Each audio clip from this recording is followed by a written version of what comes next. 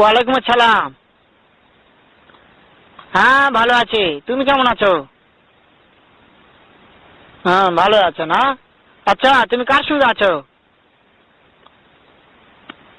ওই মাদার চোরের সঙ্গে।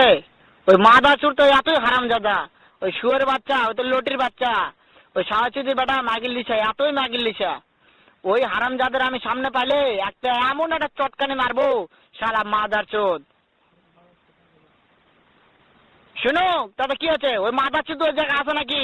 ও আমার কথা সব শুনতিছে। ওই সাওয়াচুদির বেটাকে শুনে শুনে আমি বেশি বলবো। শুয়োরের বাচ্চা, শুয়োরের বাচ্চাকে আমি একটা এমন একটা চটকানি মারবো, শালা শুয়োরের বাচ্চা, লটির বাচ্চা।